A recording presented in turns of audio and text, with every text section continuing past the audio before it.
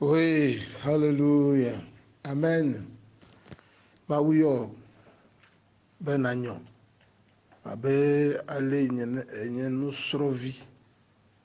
Alo nenye amechatia.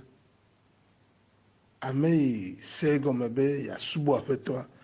Vasere epa gbe ape noa. Koko. Nenyowa. Nugbanto enyebe na futani na mawu la baoji. Ajeklo na baji. Afutani aglona maube kokoto oyona ne aglone be fia oji fia aglone ba pe bena ega fo ide titre ne wewa ye do la di aba kolonkume ye agbova ne mi aje gome aglone be ele kokoe cho mavo ide mavo me o ma tendoli o e o ma te chonu de pe o e ya de kako nye mawu nenelo o ma doli o eye me dena ne kenu ele do kusi nenelo ne gblonya e wona reji kamesu bena wa ho bubu polo muti koko kata le ondia le da siredia kamesu benye polo mi aglona maube ekpe eyo koko unu koko kata nenelo nubla ni kpola yo onye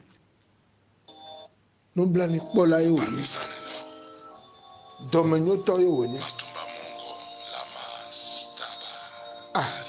lele donku efe nu wona o kata njia lele donku efe nu wona ojia lele donku mau be nu wona ojia enu akuna o le jibe wa gblo blema be nyawo na ya le jibe wa gblo blema be nyawo na ya le se enu la kuna o ne na nyi de bibla gbo ne be ya jureme edoyo be wole blema enu la kuna o ye la nyaba me nouvelle ayo ye fima ye la kpo ele be nubla ni kpo la yo ye fima ye akpara ale yo nyina megbeto da fima ye anya ale ye onye doyola ifo doyola katanta ndia brona ma ube kokoe brona be eye nye nu wala brona be fia ye onye brona be eya de kama udola o jeklo yo le subo eya ye o le dodom deji hallelujah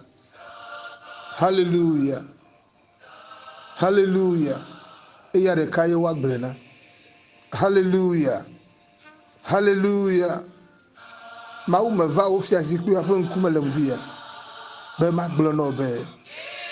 kunu wala enenye ma gblɔ na be ei sakamala ewele kokoe tso mavo ide mavo me apeto ho bubu ko dodoreji nunya me goglo na wo nto hey medale wo nu do anyo ji o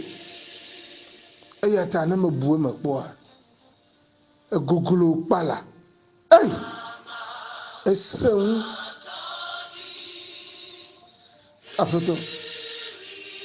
leke amenye nu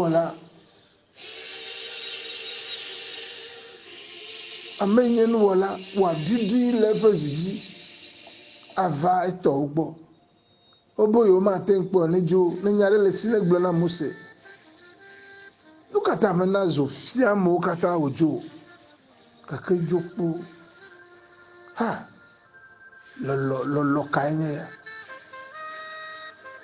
lo kanye ya asikoko deda me mti kanye ya enanyire wo fia siji maudola akpe ba pe ugbo kokko ozana na fia oji fia kenuka enya ma gblobe hallelujah ndi amiga focho mi apa ba oji be mi agbono ba pe gbolone ba pe le dia bona ma ba pe ne ma ponu itana gbona ba pe do wonto ale ne fola baji edula gbona ba pe Tia ma voye wonye na nyekplo be khekhe akata lenge nyekplo mi akotone oba foto o wunu no lo kata ba aw amebla amakwebla dre ela kadome ba mole fofom echinila mofo fo nyekplo mi poto kosiji be mi agbone ba pe ye le po no katanga Nyagbonvio so du cycle mia obo de kale gbre de kapa manya iye nye be wonye nu wala menye le unti oba me wula nenye ne ve do me na wala do me so vana wala ewuna me gaf bodiona dona do me e wona no isia no kejuru gakere menye be le yesuta amanu be le nye kolo do me me de mono be na chrom nu mata e mbagbono le di ya ba pe mawo e la bana o kecha yona me o vuna kuna me bena o hona Yesu akpe kafu pe de original amen alléluia hey ma doreji choma von ide ma von me ma kafu choma von ide ma von me akpe na ofia odifia akpe leundia bona ma ube choa akpe na ela bena echo ibe vodada o kata keiso emu fo same klo fuani nouveau do de mtinye be ya wunga ke choa egba e ba e do de kakle tote be do ndia akpe ko madona hey papa akpe e dagbo nye ke to afa program e ye nya zaola e tutuora odre maga jeji pogbedo bubu klo mti kokona Laudia, enyare la sinya, akpekoe. Nundele magbla akpekumade. Akpe dakpe na magude Togota, na dakpe de diaspora bagbeta. Dakpe Afrika ta. Ela becho na minyabe. Oblemi ba Afrika fipo depe due. Ogbona mi be mi to gbo wo nouveau ma jo le mi agbo ake egbe ami nye be ma jo le mi agbo jijiji komile o le to form ya di jijiji komile azo eze gaglagbe bo le jijiji be wa ko mi apa Africa le mi asi afoto ma si pi apo nu olo o mi apa foto abudika mi de apena o the hemi be man den na fi ya wa no wa gba e fe yito gbe o fe du Jerusalem e ma gbe gbede nyama no fi ya e wa ho mi ade du Yehowa nti koku kata na nyeto bi da pe na diaspora e sen ko ele undia kwasi jine bone ba pe eje nu hallelujah le sen ko nya globa amen e ya ta mi ayire bibla gbola undia Mia ko prophétie, la gloire ma glo son tio le dia. 1 Chronique 17 verset 27. First Chronique chapter 17 verse 27. Ye glo eyata long ne ma yira o dola pe ape ne wa no nku metegbe. Ela bena ne o Yehowa ne yirala ye yirala no na anyi tegbe. Obedemo na ma yira o le dia. Ne ma yira ya yira no na nyida mbedogbara re to blonya de mutio ma ufa siva utaji o ma ga yo ba mesi ogbo o ma ga yo gbere be fipodo o ma ga yo be busu pakule batamu o yo be ya yira ji ma ba si ma fe ame ya yira eva gbo wali menu kata no po ma fe ya yira senko na klepa men wali menu kata no yo be ya yira de senko na global men o yira wonto eye ya yira ila va gbo me amade ma ho relation pogbedo ma te podo ye do anyo ale jijimbe ya to me ya wonu Ghana ma pe do ya wonu evo nu katala nyozi to gbara ne to ndia ya yira va jio 1 Chronique 18 verset 1 eye ova mele nu siawo megbe be David si filistitɔwo eye wobɔbɔ ɖe anyi eye woxɔ Gad kpakple enuduwo le filistitɔwo si medo gbe ɖa ɖe ta o ale yi ɖe David eɖu filistitɔwo dzi woxɔ woƒe duwoa medo gbe ɖa ɖe ta o le ŋdi ya bena ami sisi va dzi o nu yiwo katã xɔ aʋa ɖe ŋuti wo duwo dzi mekpɔ ne duwo dzi ne se ŋkɔ na gbe be amen medo gbe ɖa ɖe ta o le ŋdi ya edu mia de du dzi Afrika ƒe dua se bla ɖe sia ɖe le gbɔgbɔm ɖe eduwo dzi ŋusẽ yiwo tso ɖe ŋuti o eye wole kpatse na gbe o mekpɔ ne duwo dzi medo gbe ɖa ɖe ta o Mawu be ŋkɔ ŋuti kɔ le agbo me ɖoɖo zi le aʋawo katã nu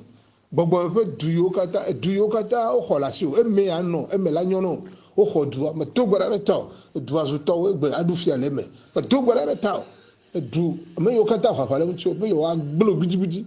eye wole te kam kple aze ya mia de du ya ŋusẽ ya alo ƒome ŋusẽ medo gbe ɖa ɖe ta o le ŋdi ya power va dzi o eduwo katã dzi ŋusẽ ɖe sia ɖe le mia de eva fɔte ewo le kpatse edu dzi le wobe titina ese ŋkɔ na gblɔ be amen 1 Chronique chapter 20 verse 2 ye le gblɔ be tete David xɔ woƒe fia ƒe kuku le eta eƒe kpekpeme le sika talento ɖeka eye kpe xɔasi ɖe le eŋu eye David tsɔe ɖɔ eye wohe aboyonuwo tso edua me gbɔe kpankpa medo gbe ɖa ɖe ta o be egbe ɖeka aboyonuwo no zu tɔ eɖu aʋawo dzi yayra kesinɔnu yiwo katã nye wotɔ ezu tɔ medo gbe ɖa ɖe ta o ketɔwo ƒe fia kuku me eva ta dzi na le ŋdi ya praise akaba medo gbe ɖa ɖe ta o edu gbɔgbɔm ƒe aʋawo katã dzi ele vevre na ŋutɔ ne meɖua dzi le aʋa yawo me wa Mawu subɔsubɔ tsa wova ɖana asi le ŋuti nublanui la wɔ ye ŋutie enɔna vevre nam be na duwo dzi ɖo medo gbe ɖa ɖe ta o eye wonye xe vɔ̃ɖi ʋã woanɔ lu ʋã gbɔgbɔme ŋusẽ woatso ɖe ŋuti o eye woanɔ wɔ avu kple zã kple keli dɔ yi manya ta na woava gbeme nɔ enya yiwo ŋu medom ɖo woava ƒo wa medo gbe ɖa ɖe ta o gblɔ nya ɖi ɖe ŋuti o ndi ya bena edu futɔwo dzi kuku ge le ta nɛ ekɔ ɖɔ ewoe eɖu fia ɖo ƒe teƒe nu yiwo katã nye woƒe yayra kpakple woƒe domenyinuwo kekem medo gbe ɖa ɖe ta o gblɔ nya ɖi ɖe ŋuti o be no aboyonuwo no gbɔ va gbe me madzi nu ado kpe ne se ŋkɔ na gblɔ be amen Nehemia ƒe agbalẽ Nehemi eta ma sheke ƒiƒi la vɔ atɔ ye le gblɔ be woxɔ du sesẽwo kpakple anyigba wɔnuwo eye woxɔ aƒe siwo me kesinɔnu geɖe le la fu medo gbe ɖa ɖe ta o gblɔ nya ɖi ɖe ŋuti o bena kesinɔnu ɖe sia ɖe eye woxɔ le asi wa ŋdi ya woda asi agbalẽ te wotrɔ sɔ nuwo katã na o medo gbe ɖa ɖe ta o nu yiwo Mawu tsɔ nɔ be wa eye asɔ se vivi le anyigba ya dzi eye wole kpatse ne medo gbe ɖa ɖe ta o gblɔ nya ɖi ɖe ŋuti o anyigba demi le xɔ eƒletsa ezu nya medo gbe ɖa ɖe ta o eye avi le mɔ nɔ le teƒe sia teƒe ŋutsu yi nye tɔ ye ma xɔ le asi o ti asi ƒuƒlu medo gbe ɖa ɖe ta o le ŋdi ya nu yiwo katã wosi zia gbɔgbɔm be aʋa gã ɖe dzɔ nuwo katã yi nye tɔa wotrɔ gbɔna o ne se ŋkɔ na gblɔ be amen kesinɔnu geɖewo zu tɔ kple vudo geɖewo waingblewo kple amiti kpakple atiseku ɖuɖuwo tã woɖu nu vivi ɖiƒo dami eye wonɔ agbe vivi le wo kesinɔnu geɖe me medo gbe ɖa ɖe ta o vivi sese yiwo sena le anyigba ya dzia hafi wova kuna medo gbe ɖa ɖe ta o gblɔ nya ɖi ɖe ŋuti o be vivi sese ma ne va gbe me medo gbe ɖa ɖe ta o ne wɔ dɔ ne zu yayra na o ne yi sukua suku ne zu yayra na o ne subɔ Mawu subɔsubɔ ne zu yayra na o medo gbe ɖa ɖe ta o gblɔ nya ɖi ɖe ŋuti o masubɔ Mawu ava gbɔ ne ɖe nya nu ka ya yemele ŋdeke gɔme se o medo gbe ɖa ɖe ta o masubɔ Mawu aɖe asi ne ava subɔ kpe o medo gbe ɖa ɖe ta o gblɔ nya ɖi ɖe ŋuti o le ŋdi ya be fifi la yayra yiwo katã le dziƒo to me eye wole anyigba tu me medo gbe ɖa ɖe ta o wo katã no gbɔ va gbeme na o ne se ŋkɔ nye le ŋdi ya mate dzro nyigba dzi anɔ wowoe awɔ wowoe nyawo lo azu fulifuli le dua me ado ha yiwo mele teƒe o medo gbe ɖa ɖe ta o kesinɔtɔwo no sɔ woƒe kesinɔnu tse o Mawu ƒe asi va dzi o ne se ŋkɔ na gblɔ be amen Job eta ma sheke va se ɖe ƒiƒia me o Job chapter 1 verse 9 to 10 tete Satana ɖo ŋu na Yehowa gblɔ bena dzodzroe Job vɔ̃a Mawua ɖe menye woe tɔkpɔ ɖe eya ŋu ŋutɔ kple eƒe nuwo katã ŋuti godoa medo gbe ɖa ɖe ta o gblɔ nya ɖi ɖe ŋuti o meka nu gblɔ Satana vedu kpakple trɔ yiwo le efu ɖem na wa mekpɔe wole gbɔgblɔm be menye dzodzro Mawu kpɔ ndo la na gbeme no satana kpo shoba ngoji ekpo be kesono no vovodo e ma ubi esebere ekpo ekhono shoba ebe chu shoba re me we ire ma u do gbara re to gbanya de mu chu be na vedula globe ewore menye ma we ire wa menye we ma u to me do gbara re to ma u be pototo never gbe won ti never po so re to ti vi o wa mo pototo ne o fo me mo pototo ne vo kata jele yesu men ko me azene globe yehowa to kpore mu ti o tamate kasinti o ba do gbara re ta ma u ba si edurejo ne sen ko na globe amen yeji na kpora eyira efe afe papele fe asindo wo eye fe la ha gbagbade anyigbaji ba to gbara de ta gbara de mu ti o be yira jo fa fe ma u fa si ne va dio ma u fa me ya yira ma vuvu anyigba gbara de mu ti o be me ni nyora o ntopo wa ji o kwa ko be we enye moto nyigba o ji o ko be nye anyigba epele me nínú sí àánú kan yẹ wọ ọkọ ẹ lákú ní ndọkútú nínú bíà bẹ tó gbára rẹ ta gbọdọ yàrá tí o máa wọlé yíra wà yín bá bẹ tó gbára rẹ ta o nkeke pé ń ṣe wa gbélé náà mẹntọ lò gàdó mi máa nọ ndékè sèmù àná o ní wọlé àná evolué ní wọlé nyà yọ gbọlá wọn bá dàpọ̀ nyà vọ ní yín bẹ gàmẹsù ní déclenché ẹ lánà àsáwùjì vọlájú bá gọmẹ bẹ tó gbára rẹ ta o lòun jìyà bẹ tọ́tọ́ fẹ́ dòdó kátà mi máa bá sí ní dóhà pàṣẹ o máa fẹ́ gbọ̀gbọ̀ trakọ́ ne no wagbeji e me ne nyona ba po mo fe poto to la gbonji eye onu ma ti gaglagbe ke to la gbele o eye onu ma ti gaglagbe fu to la to asi ofu anyo be to gbara reta o asi o jeti ma o ben kon ti ko le sen ko ya na go ba amen po verset 12 la yehowa gbona satana be pora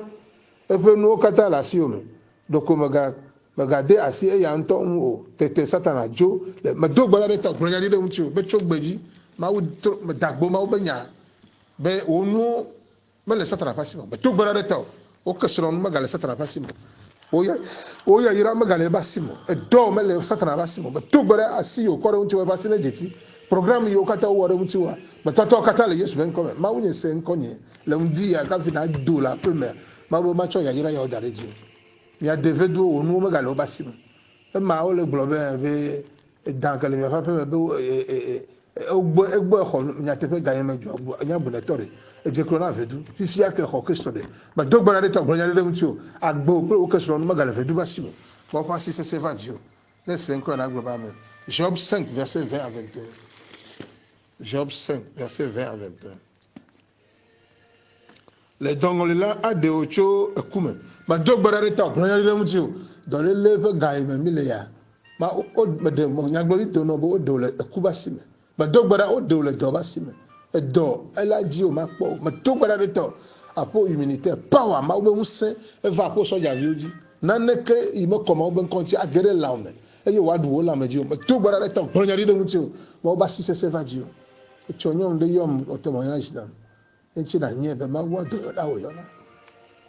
nyonu anto e via me ve do vo ya le o kata o chi agbe ma dogbara de to gronya de mu ti o ma o nye ba si va ji o waji o ma po wa fo votu no fo fula me ma fo votu da o ma to gbara reta o dongoli e ku ma ku ma to gbara reta o si ami no anu agbe pa mi sisi vaji o le senko na agbe ba amen le senko nya verset 21 eye la le avamela ade o cho yinu ma to gbara reta o gbogbo ba va yo kata la gbe me o de o ma gbara de mu ti o do le yinu o fe besao o po fifode ame e total va yo dadadagbo ma to gbara re ta ma o be jo la fume e ye ma o pa 6 se le o taji verset 22 ako gbegble do wa me ma to gbara re ta gbara re don ti o be na ako gbegble ako do wa me o ya gbegble yi le luwa lo pa no konu so gbeji nu koko va alo me na o ako gbegble ma gogo ma to gbara re ta gbara re don ti o ma po ele ko gbegble ma po ele ko do wa me na nous le dame ouais nous la sio mo pa me nve va dio e 5 na global me la eye ma vo anigbaji gbemela ma dogbara de ta anigbaji fe gbemela o mu se gba ko gbagbo mu se yo le pachia ma dogbara le ndi atoto kata fe do na la gboji e 5 nya do la lo na ba amen so Job 5 verset 19 ade o le fu pepe ade me ma dogbara de ta be ma wa de le fukpe ma de me to gbara de ta fukpe yo kata le va de ka e kaka ma de no ko no nya wo nye o re ka ji ma lo vonya glodi dono be ma wa de ba po ma wo de le enu jojo yo kata la gbo me ma wo de le o kata me be to gbara de ta e jo pepepe e yo va me la gbo me e yo wu no glo be na e ye le adrelia me la e fon de ke ma kasinu wo ba to gbara de ta gbon ya de muti o enu yo kata le jo la gbo me de ke ma de da le tana o alo a de fesuna o ma to gbara de ta gbon ya de muti o e duji e na tuhuru ape de ti ne Somme 18 verset 30 e la bena weli plim fuadu de avakoji ma to gbara de ta ma obe power le va jo le dia bena gbogbo va avakoyo kata nu se de siade e le ojima avudu adogo e la bena globe mi ape nkume ne se abe lota me pe wa e wa se wa ha amisisi va jo bena avako akpe ma pe e yo choro unti o mi ade e dublibo i choro de kam ti fo me i chitere unti wa na droji de ma obe nkonchine ko sera eye ma wuli plim be ti akpo flo agli be to gbara de to gblonya de unti o be na power kwa wa dava di o be gli o do na wa me po ne tikpo ne flagli be ye ho wa le pri la ma to te de gli nu ko na no favi ore e gli o do na wa me po le unti ya e fle e lie i de godo ma obe nkonchiko yesu gobe minami ego kemeji ba to gbara le to gblonya de unti o e jo ego kemeji amenu veve va di o e glima me twasi fo yin e me po le godo ma obe nkonchiko me do gbara de to nde kema na gbo me ya kokko wu nu sia nu ikoro kire ji kokko wu me do gbara de to gblonya de unti o me po ne fle ma oba si va di o e se nko na globe amen. Somme 18 verset 34 Psalm 18 verset 34 e wonye afo abe zino to ene me do gbara de to afo ne no abe zino na vudu bish na vudu na jolo oke to agbo mi puli ha o ti o mi ma we a no level de ka me do gbara de to vudu jolo oke to agbo afo le no abe zino ndia me do gbara de to wa afo ne no abe zino avudu ade bla jola me sia me gbo no vudu polo o ma le o me do gbara de to le ndia o fa braka shende brakata eye o chomdo nyeke eye o chomdo kekefe afo ekekelete o ma ukoko da kekefe ma mimio do ma to gbara re ma to gbara re to glonya de unti au chodo kekefe eye na jolo wo keto agbo e senko nyonyere a bona ve amen verset 37 à 38 enanye afo de me kekele tenye ma do gbara re ta ma zo aba me yenye no blani tolo sakabara nene afo ne kekelete o nene lo mazo no blani tot mazo le mazo achingbe dum e fe la si o fe ya ira ye hotodoa ma to gbara le ndi ya ma cheda ko me na ba de ho 45 ans va se le via sur mo bala si afo me kekelete o ma to gbara le to gbonya de unti o ba fo ne kekelete o ma o ben konchine ko nchu se nkonya afo ne kekelete o ma wo eble e po me fa fa la gbo hallelujah eye nye afọ akeke eye ma keke o eye nye afọ mebocho esego me mano zo ava ngbedo me to gbara reta o eye agbe ala tikona wa me to gbara power vaje un se e fo un so ta vaje o lo ndia be po ele zo wa mo kata amenu ve gatra ko vaje o me to gbara reta o gblonya de muti o bena jo okpo a jo la po fegbo ni vagbo me pe u fe galasio ma o ben kontiko iti na pora betinye futo yo me datuo eye nye me tro va sere si me trovo o dogbara re to blanya de mutio ame yo katanya o keto chi yo me futu kloro e tu e tote o katape dona o ba si va ju dogbara re to e chro keto o gudi aze e chre maga senko nenelo no biala mao maga senko do me gloro maga chrofe gbala o maga senko ame yo choro mutio mouse mo subo do me gloro dogbara re to blanya de mutio e pokelili res en pachakata ma unye duji eye ma pasi se va ju som 19 verset 3 à 4 yele globe nkeke de agbe asina nkeke eye zan to nyana zan ma dogbara re to blanya de mutio nkeke kala gbo me ye wole gblonya de na nkeke bu e wole dange gbe glebe sova ile nyange kai o do me to gbara ta anga yo de na nkeke ile ngona wa nkeke amenyo me tote ile Yesu ben kome ba gbara ile mutio azao be nu popo esen mo glo mele som 19 verset 3 e ben nkeke da sina gbe na nkeke ba do gbara ta enti gado me ne wo jugement supplétif e feimento jiwa ela so program gbegble yo kata le so na pe kene vaso e gado me ga bana piru me to gbara de ta glonya de mutio bana nkeke ope nu po ifomole so ntio e ye nu ma ule to na Yoshua bene tote no go sube zana gado ela be nye bene zado o nkeke bo do me gbegble la vane me to gbara de ta ba ka za yo jo ba ka nkeke pe gbe po ifomole me to gbara de ta ba ka za ba ngado be déprogrammé o be nya gbogbo kata la gbo me egbe azan gbo jiwa nkeke fe nu poyi la gbo me to gbara le undi ya be ka fi na to la gbo me azan egbe be programme be gbele la gbo me to kata le Yesu ben come e senko yenyo de gbona ba me me do gbara le ta gbona nya de mutio 1950 keto na senu 1951 keto na senu 2014 2000 kaka 2020 me do gbara le miata de 1950 kaka va c'est 2000 me dogbara de mi attaque bon yadi de mi amti anado yo me comme ben kontio me dogbara me toto kata le Yesu ben comme le ke wa jimi quoi bible be yo ji Yesu satana tuchichonu de yo me fia be no gbe jio quoi programme futo en toto ne prince de ce monde yen to ya go na programme den ke ko me de mi amti ya mi me nyano e bi no toto to me le te fere ka ndi ya mo be chokele va yo go be nkeke da sina nkeke zado asi bena za ba to gbara reta anga do kata no zu yahira ba do gbara reta no ma gbloso mtio be menyono e chola do go nchu ina dewa na nga do ama koma oben konchu me to gbara ma toto kata le Yesu ben kome nya gbogble yo kata gblomo le ma jeji o ye ma vamo ba to gbara reta ma unye passive dio le 5 na glova amen Somme 19 verset 4 egbe pele no fofo ade kamelisi fe didi o me sena o fia be obere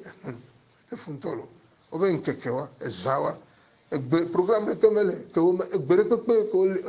o dona o sena ye no du ya o entina ame vlocha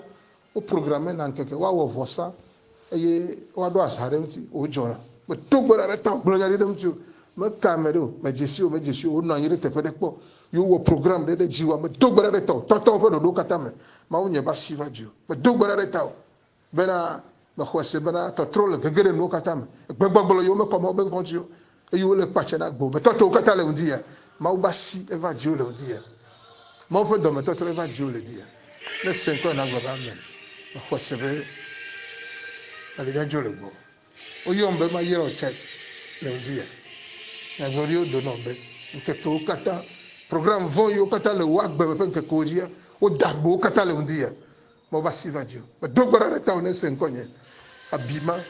veve sesema onde dema ototele undia po pasiva miaji esa apostolo gambeta peko agboba gbede o yombe lu popo bojira o wo nofu ma oben kontiko e Yesu me va mi adogo esa nkonyere e Yesu me va mi adogo nenelo yom le 90 76 25 25 yom le 99 47 28 98 yom le 90, 27, 97, 62. Et Yesu me voit bien. On il est vevere nama. J'avais pas na défi à ma oube yente pola. Vosa yo kata le bo. Yo ye mauto. Ole ma kasi unti.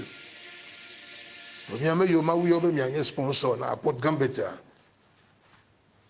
Minye ya yarato mavo. Le 5 na globa amen dakpena nuna la okata ye ameyo le nye ameyo le message ava do go ogro na amen na me so message na alo merci gbalo jifo fe jone kle de miaji ye mawu be yirami vondi ye yo nye nublani to wa no message amen cha maglo merci cha maglo vonu ajo le devina be yirami do bona nye lida okata ma penchi ko le miaji e Yesu me va wa mi adogo hallelujah ma gloria kadiolo e soava moji le donalie ma penchi ko le bye bye